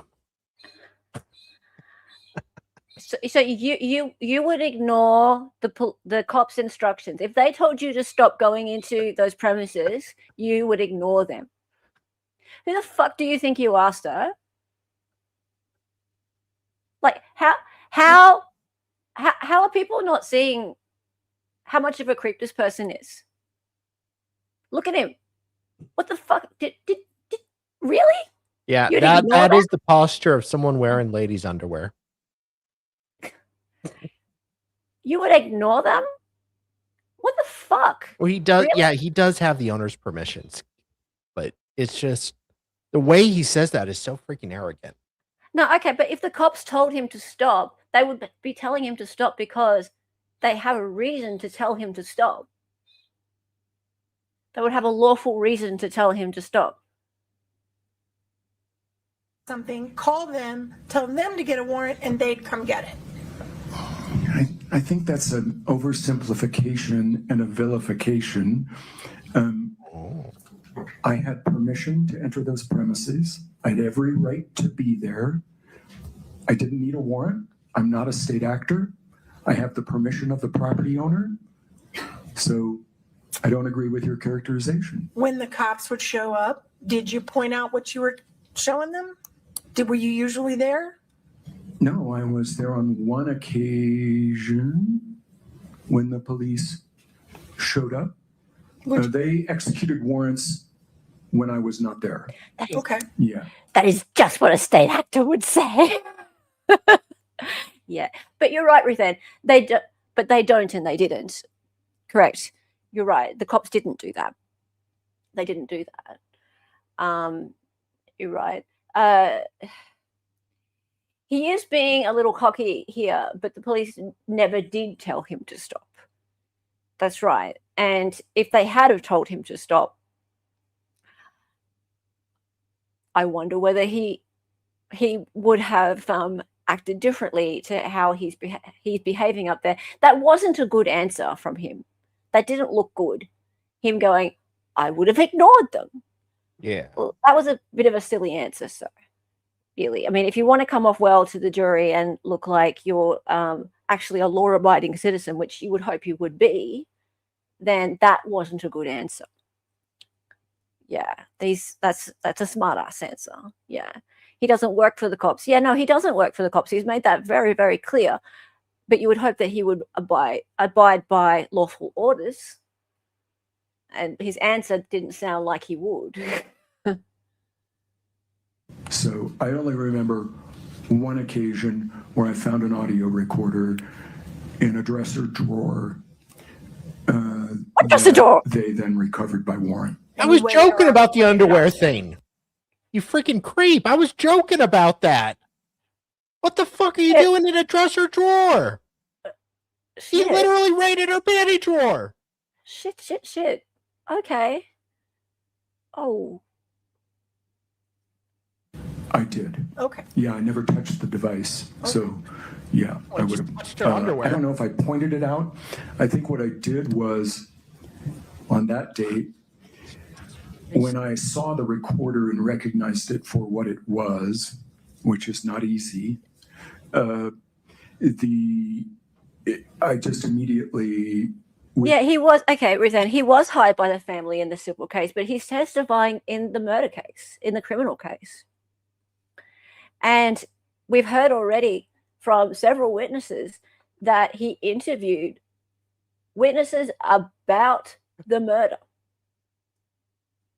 So, unfortunately, the two have collided.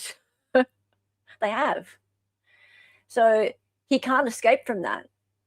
He has influenced the criminal case. Drew, I left my audio recorder going until the police arrived. I don't recall pointing it out. I recall describing to them where it was. Okay. Thank you for that clarification. So then, there was one occasion where you found something that was a letter purportedly written by Eric called the My Princess letter. Do you remember that? I remember a Baby Cakes letter. I don't know if I remember Baby Cakes letter? Is that the same one? That's the one. Yes. You remember finding that letter? August the 9th of 2024 is when I took a photograph of that, but I found it on May the 10th of 2023 during my search of the residence. So when you... I find it so interesting, Ruthane, because I've seen a lot of people say this, that they loved him. And yeah, he did give Nesta's snark back. I know. Yeah. I know. Yeah, he handled her well. He did. I mean, in fact, I don't like him, but he handled himself very well on cross. Mostly, except for that. Well, that one answer about how I would ignore the cops. I think that was very well handled. But it's interesting because some people say they really liked him. Some people say he's a complete creep. And I mean, people, there are people who say he's a complete creep who really think Kouri's very guilty and have liked pretty much all of the state witnesses except him. So it's interesting that, because he's been quite divisive, this this witness. And I think it's because he's such a character. Like, he has such a way about him. Yeah. He's a big personality. He's very self-confident. Yes, snarky, like you say. And Quinn says, I don't trust her like PIs by nature. I will fully admit that bias. Yeah. And That's then when he fair. put on the neck brace, combined with the fact that PIs don't have the best reputation, even worse than some lawyers, that to me, maybe it's legitimate. I'm not going to say it's not, but it was just so sus to me. Him putting on the neck brace on Cross. Yeah. Yeah. Yeah. I don't know. I'm going to give him a break on that one. But I found his demeanor the whole way through to be very off-putting. Just his whole, I'm here for the truth, and I'm not a state actor, and just I would ignore the cops, and cops don't get everything right, and they always miss things, and I reject your characterization. I think he's very dramatic. He's an extremely dramatic person, and very defensive as well. Very, very much like, I feel that he has this complex where people say, or have a go at him a bit about not being law enforcement. I don't want to be law enforcement. I never will be. I'll never be a state actor. And yeah, that he's been questioned a lot in his lifetime about like what he does and why he's a private investigator. But it feels like he feels the need to defend himself or justify himself in some way. I more have a problem though with the fact that he doesn't have to disclose what he's found, and the state does have to disclose what they found.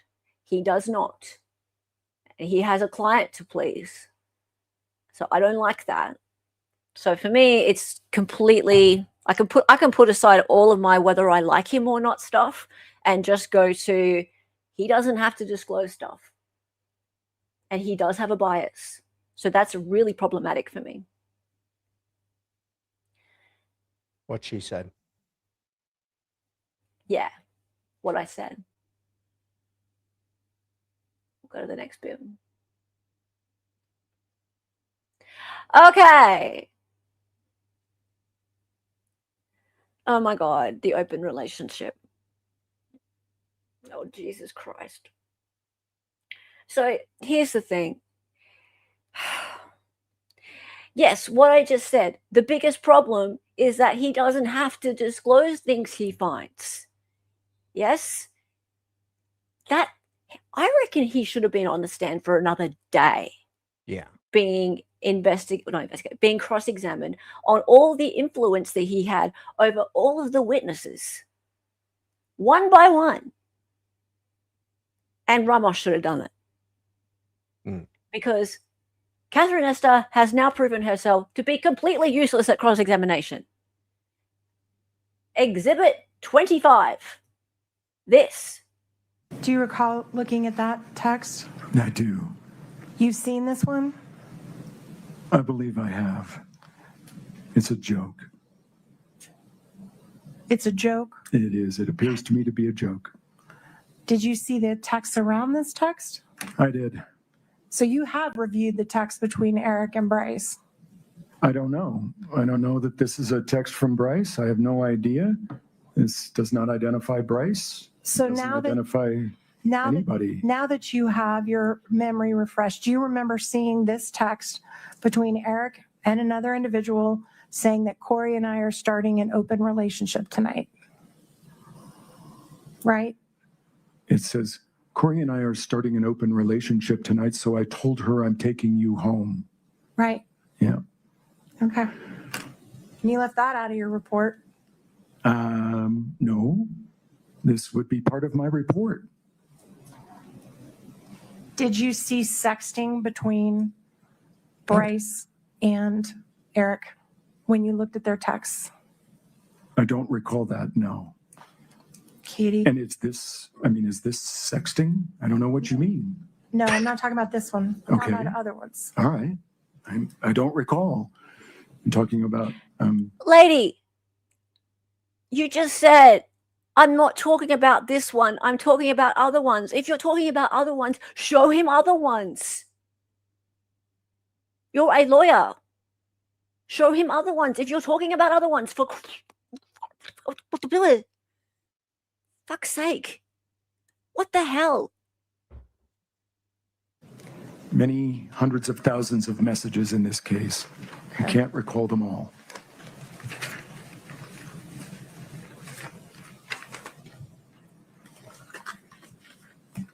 Let's see. Just a moment.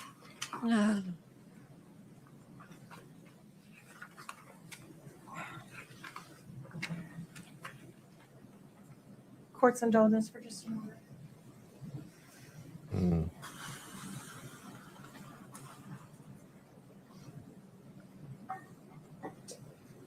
I didn't know my husband was gay. I would have killed him if I knew that. Oh. Dali, Too soon. you're sacked.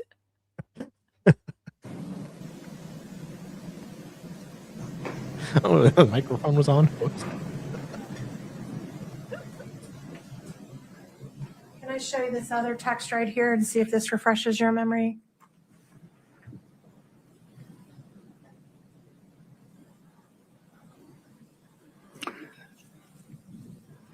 Do you remember seeing a whole bunch of emails like this or texts like this between Eric and Bryce? Hey, Dr. Wanda. Hey. Love how she looks forward. Honestly, no, I don't remember. Like I say, there were hundreds of thousands of messages in this case. I don't remember even 1% of them. As I look at this, I mean, it just makes me laugh. It doesn't appear to be serious. So how many of these joke sextings did you review that Eric did? I don't understand this to be sexting. I think you're wrong about that. I resist your characterization. Resist your characterization. There's no dick pics that are being sent unsolicited. That's my definition of sexting, ma'am. No, that would be solicited ones. Sexting involves solicited dick pics. Oh. Yeah. Oh, that explains what the judge meant then. These are two friends joking with Sending each dick other. pics to each other. That's what I'm reading here. And they did that all the time? I don't know. Hundreds of times? If I had the records, and then I could answer your question, but I don't remember all of these messages. And yeah, this is a joke. Did you review all of the texts between Bryce and Eric? I think at one time I would have gone through every single text message that was available to me on Eric's cloned phone. So do I recall it? Well, I mean, I recall that it was a bit mind-numbing. There was a. Did you look for nudes on Kouri's phone, sir? Nothing particularly Give her the old stuck Proctor out treatment. in my mind or memory about those Did messages. they repeatedly talk about having sex acts together? I don't recall. Did they repeatedly talk about oral sex together? I don't recall. Did they talk about anal sex together? Also, don't recall. But you read them all, I'm sure that I did. and it's all joking. Knowing what I know about Bryce and Eric, yeah, that's how I interpret it. So you do remember reading things of this nature, and you interpreted it all as joking. No, as I sit here today, I interpret it that way. Yeah, I would have interpreted it that way back at my. Okay, I've watched this bit about 20 times, and every time I have the same reaction. No! Stop it! Stop! Stop! I tried to And request them today from the police, but they said that I couldn't get it. I think I'll try after the trial because I really want to know what these texts are. Of course you did. Of course you did. Like, immediately, as soon as you heard this testimony, you were putting in a public records request from Dali Talk Media. I Can did the please next day, have- yes. Yeah. Goodness me. You're so predictable. I love good spicy work, text Dali. messages. Sorry. You do. Oh my Lord. P.S. Dali has also put in a media request for Grey Bay's DoorDash trial. Oh, not yet. I'll do that tomorrow. Oh, you haven't? No, Move it. I'll do that tomorrow. Move it. But yes, yes. Dolly Talk Media is going to put in a media request to cover Grey Bay's DoorDash lawsuit. Oh, you need to. By the way, there's new filings in that. Yes. There are some really good new filings in that. Dali has to read every single one. Yeah. No, not live. He doesn't. I don't think. I think we got to get in trouble for that. Yeah. If the texts come in and they're pretty gay, what's it? No, come bring that back up. If the texts come in and they're pretty gay and don't seem like joking, will you consider him impeached? Us? Yeah. It's not our job. How gay is gay? How gay is gay? Like if he says, I want to hold you tenderly and turn this into a Brokeback moment. Lol, JK. Is that gay? JK. If he ends, I want to have anal sex with you. JK. Is that gay? He said JK afterwards. I don't get this, right? So I was in Sean's chat yesterday and Sean was saying, no, this is bro talk.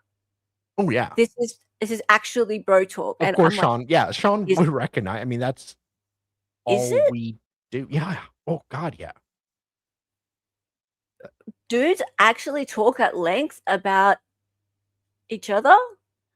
No. Really?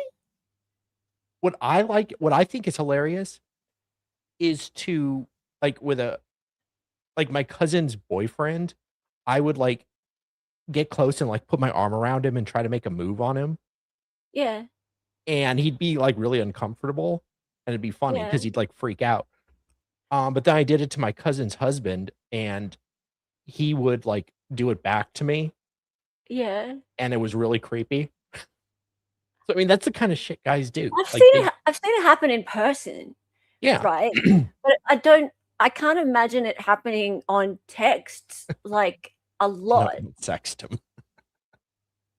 I'd have to see the text messages, I think. And I don't mean in a salacious way. I think I'd need to see the text messages to understand because I just have never seen anything like that. Okay. DB, I was in the Marines. It was gay as fuck, but physically, not text. My cousin's husband, who would do it back to me, was in the Marines. So that explains a lot. We need a dramatic reading.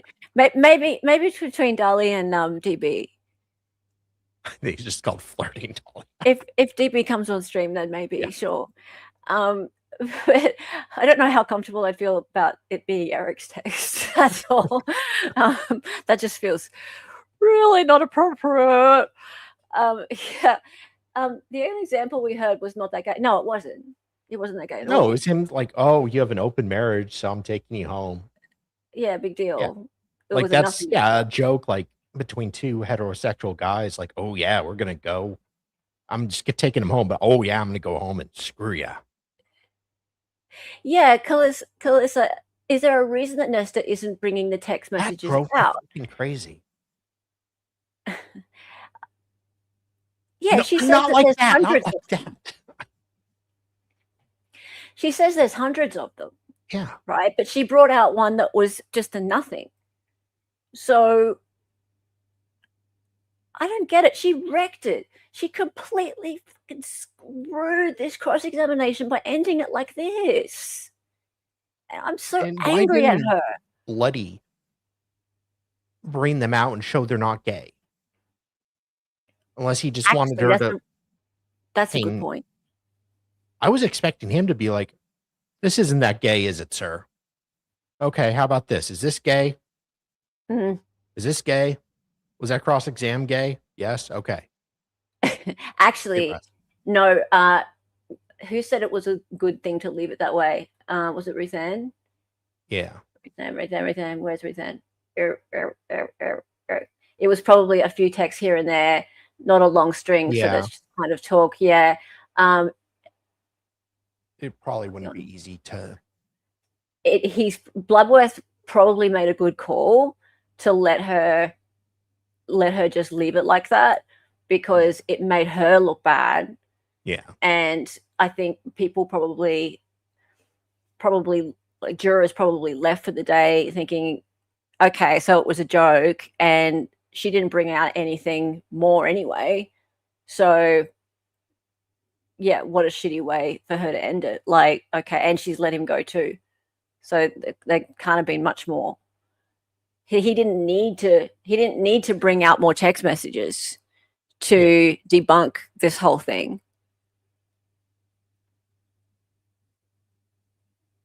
And also, the other thing is that let's imagine for a second that he is gay. Just put it out there. No, he's not gay. He's a bisexual. Oh, stop it. Okay, even if he's gay, who fucking cares? It doesn't matter. Like, she was having an affair. Even if he's having an affair with his best friend, one of his friends, so what?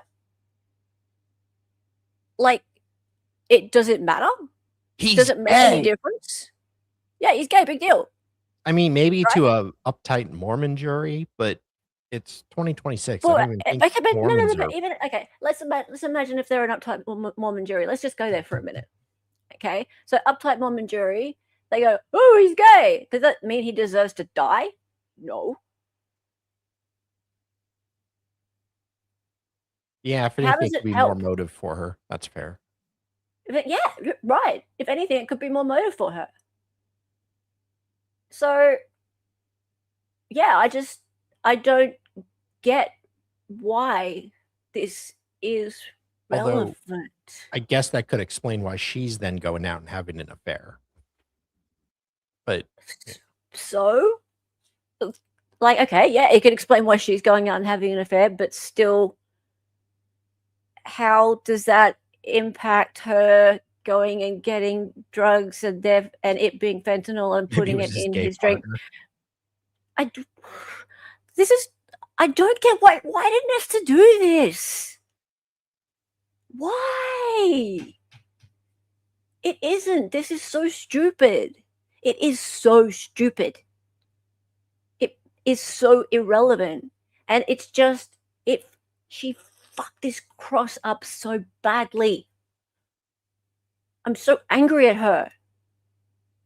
This witness was important for the defense. Like, she needs to defend her client. I don't care right now if she's guilty or not. She needs to defend her client. This is the foundation of the justice system. That the defendant gets a robust defense. If she doesn't get a robust defense, you know what's going to happen? There's going to be an appeal and she's going to win it.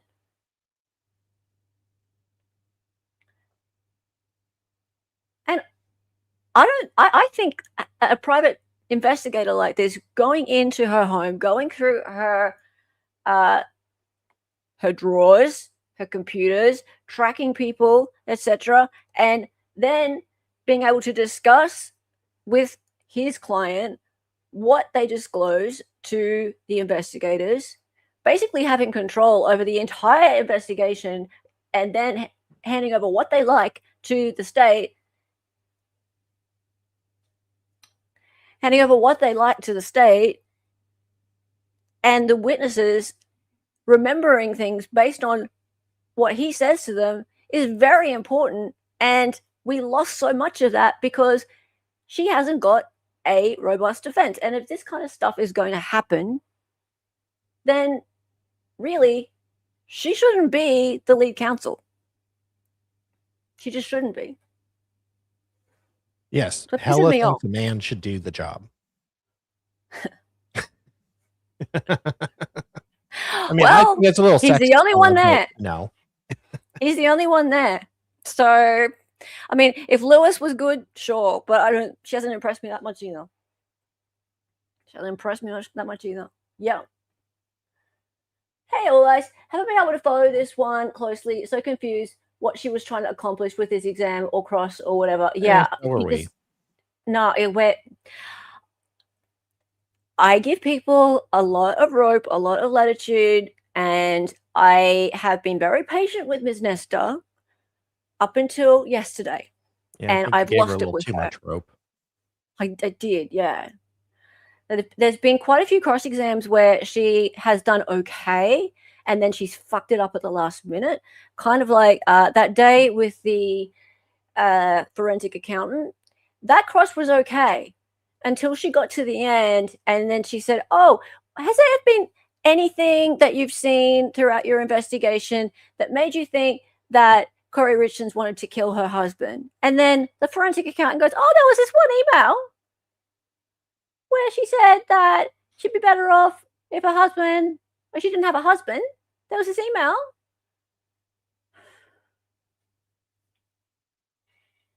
Did they learn nothing from the Murdaugh trial? I was like, lady, you were doing okay up till then.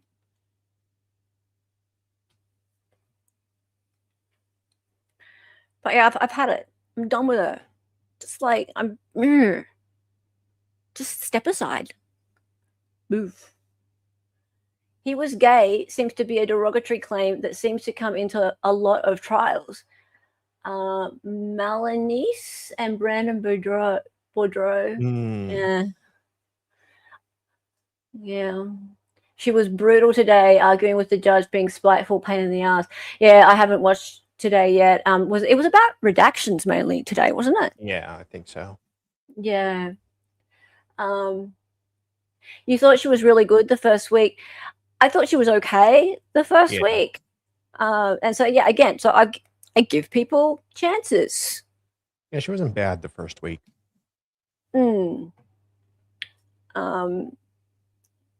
It's not a derogatory claim, but it can sometimes people can use it that way, or they think they can use it that way. And I mean, in this sense, I don't know. I don't really understand Mormon culture and whether there's some sort of stigma still in the LDS community with LGBT people. I don't know. I don't know. I don't want to speak on that because I just don't know. I don't know. At first, I assumed she was trying to show that Eric and Kouri had an understanding, because that's definitely a thing in certain fundamentalist families. But if he's not even gay, then what are we even doing, lady? Yeah.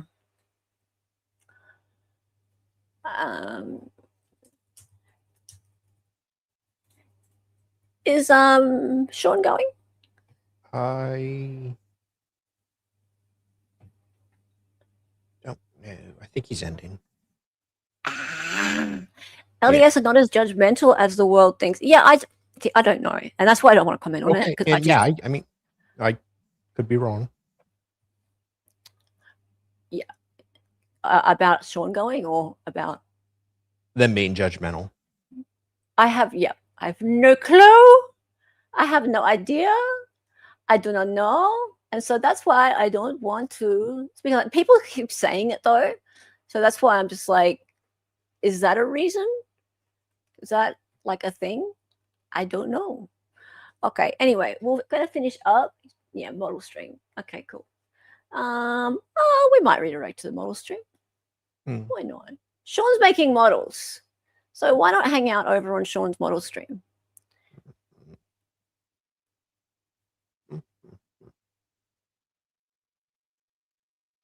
Oh, Christina did a video.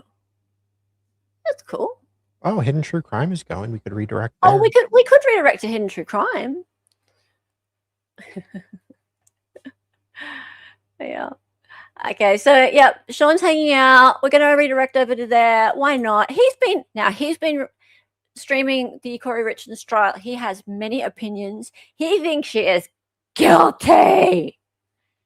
Guilty, guilty, guilty. In fact, he thought she was guilty from day one, even though he didn't even follow any pre-trial. He did not like Sean. He just don't like Kouri. He just don't like Kouri. I'm like, what's your problem? What's your problem, Sean? What's up, Sean? Yeah. I'm a bit surprised by Sean here. Anyway, love Sean. Love Sean. Wait. That's okay. Hold on. Let me see. There might be someone else. No, we'll go over there. Check private real quick.